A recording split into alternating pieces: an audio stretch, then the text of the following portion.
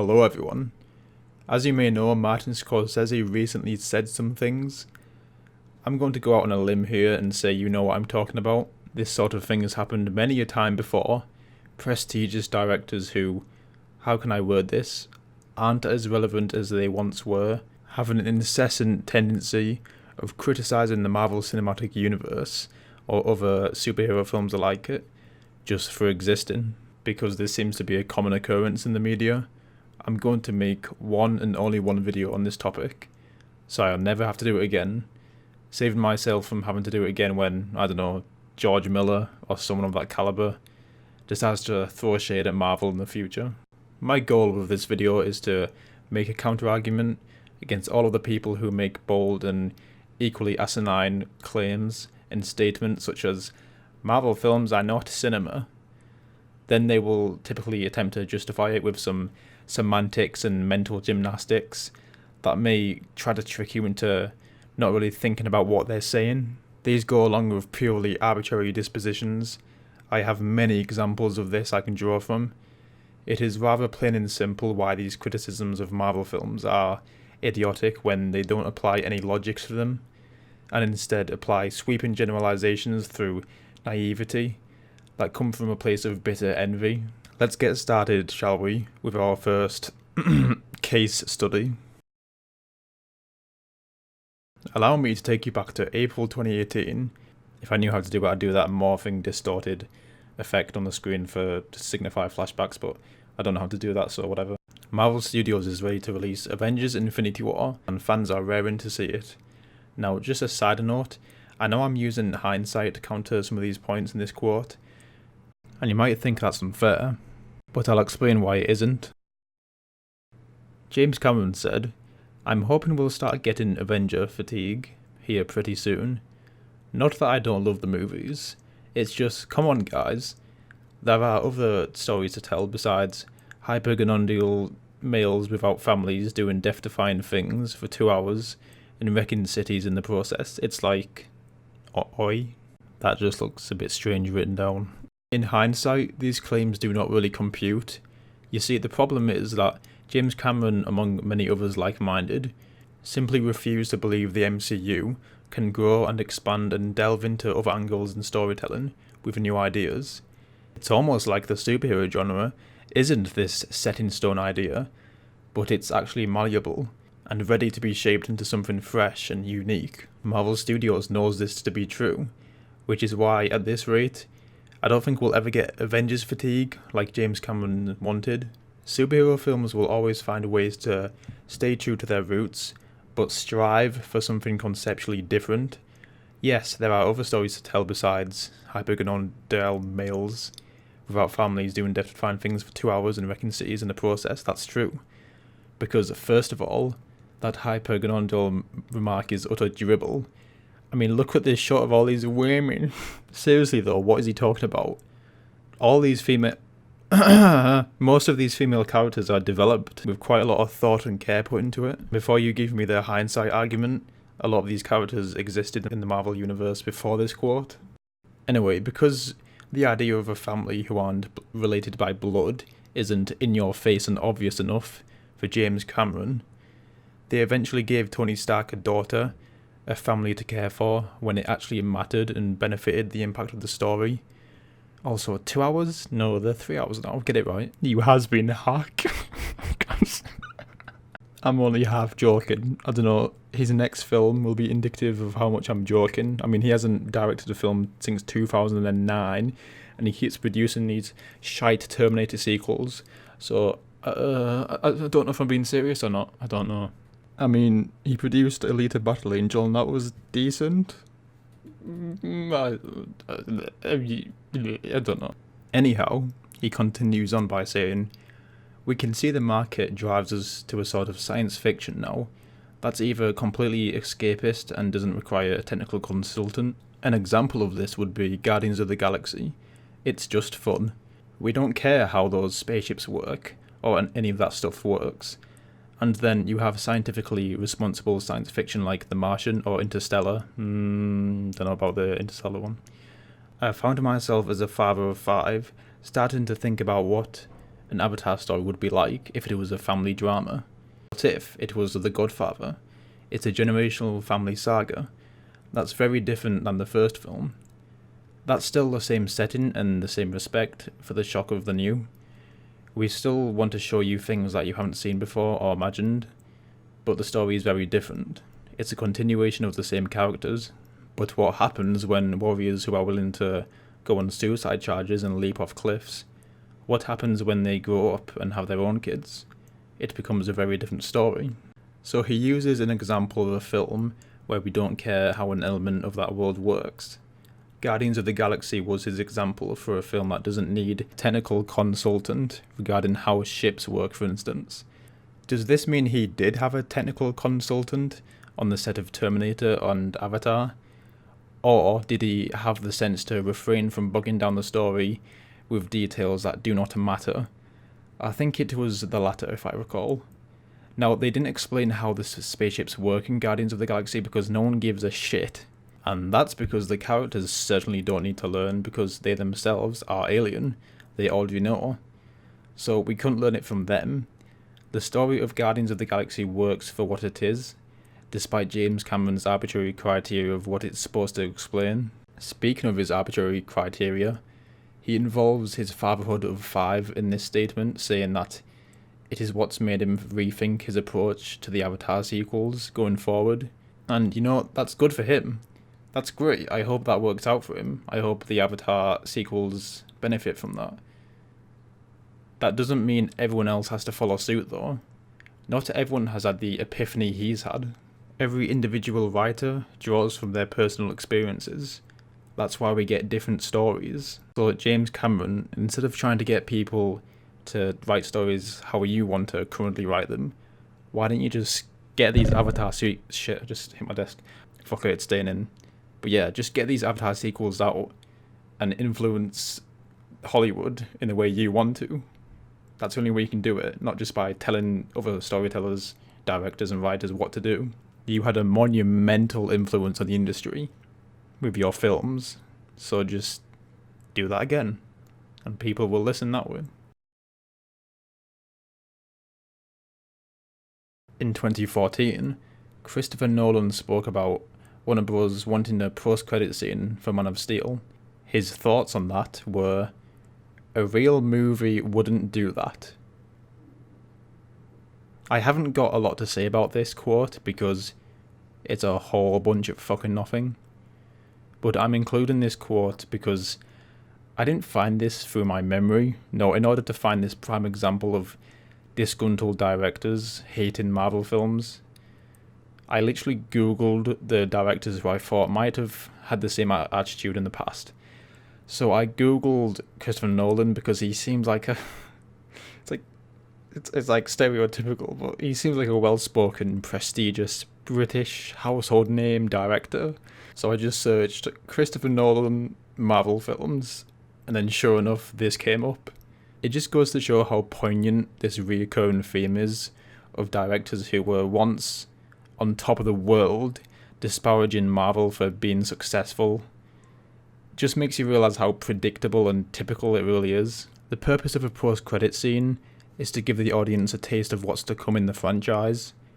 They show them after the credits to give the impression that it isn't part of the main narrative. Post-credit scenes are essentially teasers for the sequel.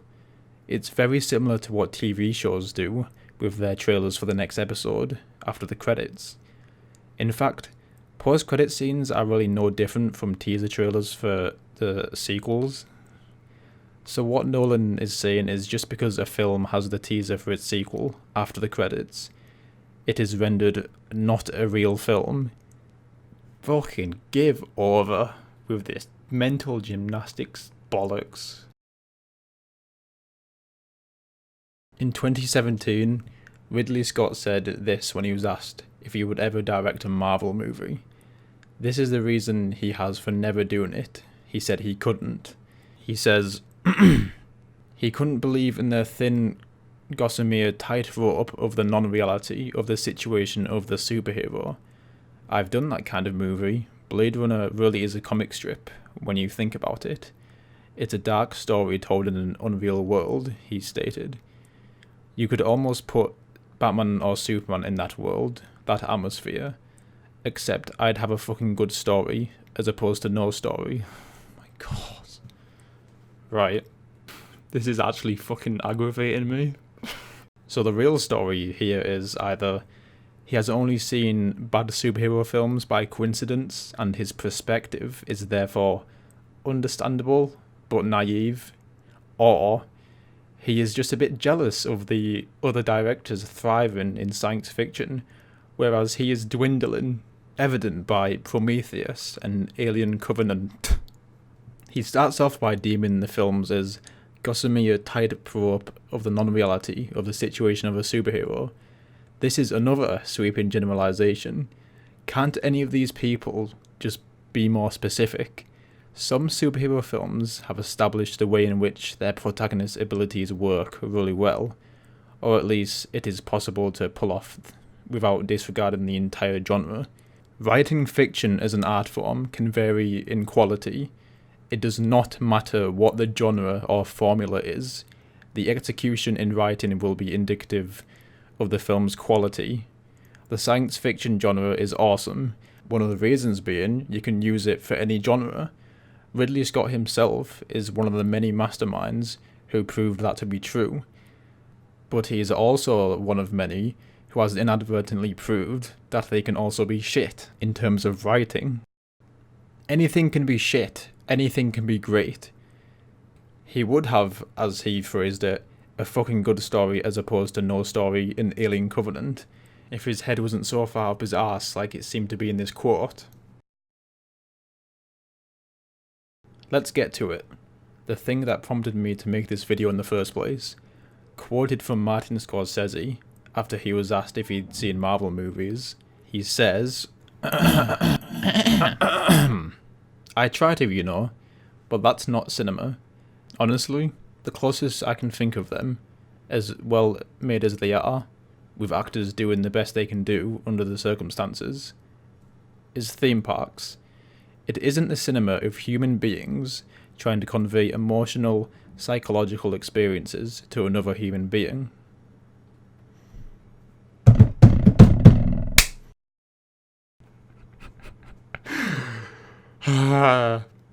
These mental gymnastics are incredibly absurd.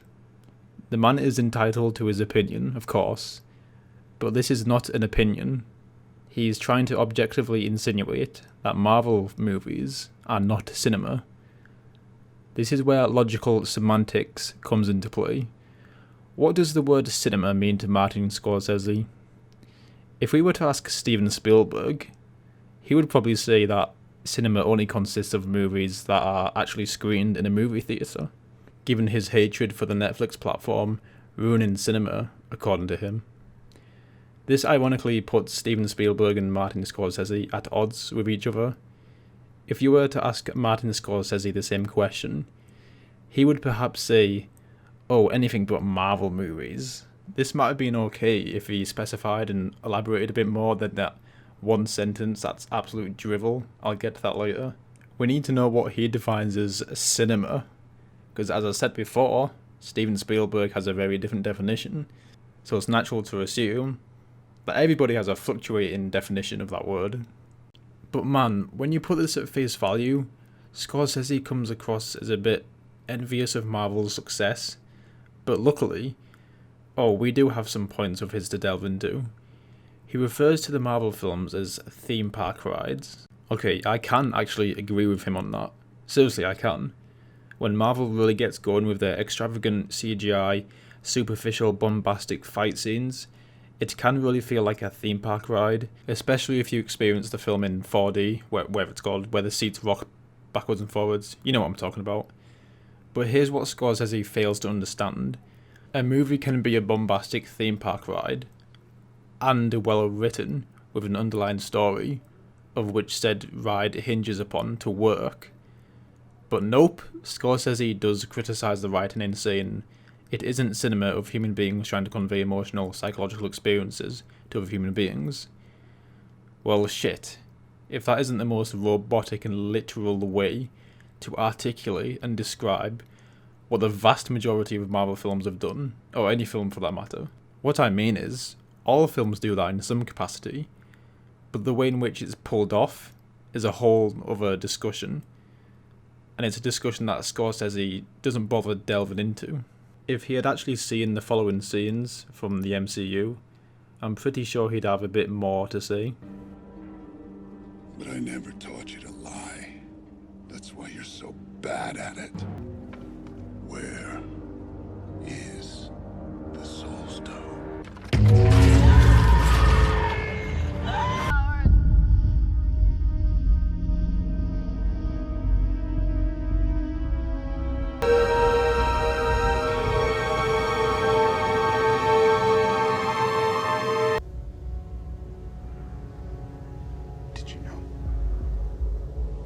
You to work on. Patch him up and send him back into the world, hearts just humming. You care so much, don't you? Let's just say he has for now. If he has seen the best of the MCU, and he still thinks that way, then maybe the theme park ride is distracting him from the actual substance and narrative. Maybe Martin Scorsese preemptively turned his brain off before going into these films, because that's all he expected. Oftentimes in exhilarating Hollywood blockbuster movies, the rapid, frenetic action scenes can distract you from the fact that the writing is horrendous.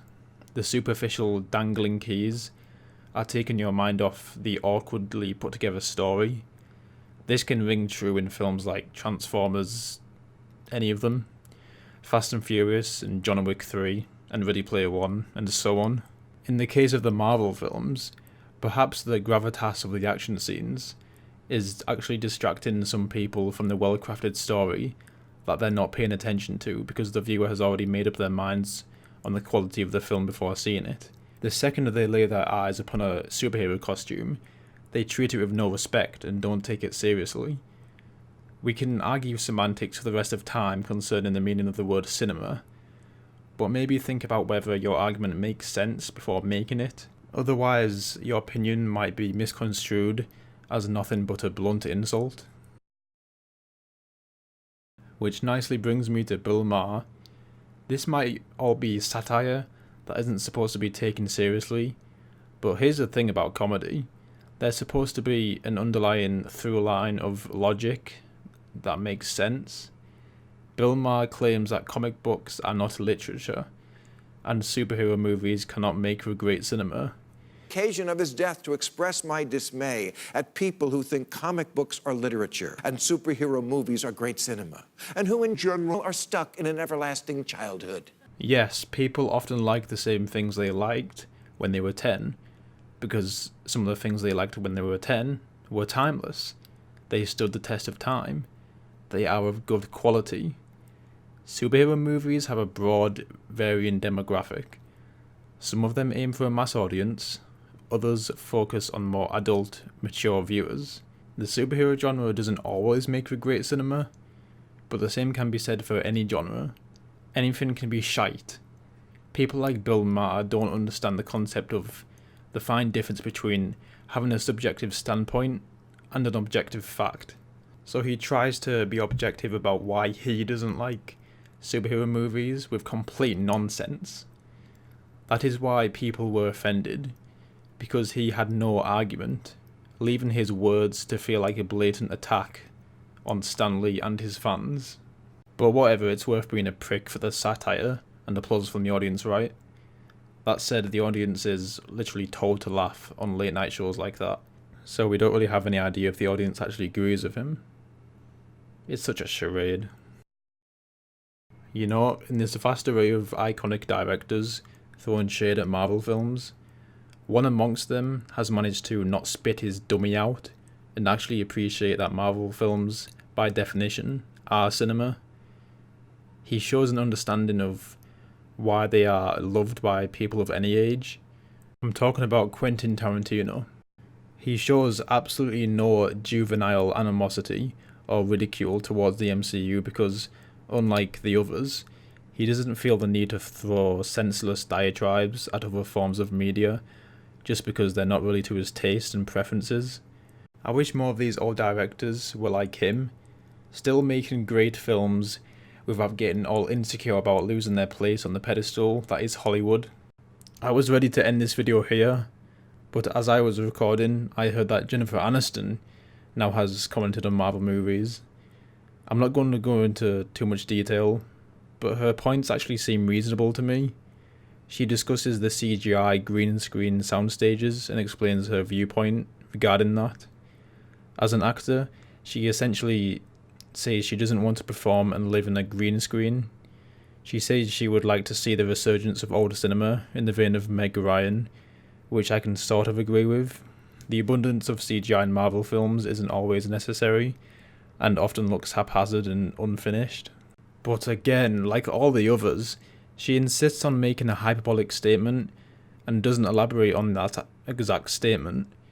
She says big Marvel movies are diminishing cinema, and with that exaggeration I just rolled my eyes. I just want people to sit down and actually think carefully about what they mean, and don't structure their entire arguments on hyperbole that causes the media and internet to go into a frenzy by referencing that singular quote. Stop saying Marvel isn't Y, it's X. Just explain yourself with more depth than that, with the English language. Anyway, I think I'm done. This was interesting and slightly aggravating to talk about. Thank you for watching. See you next time.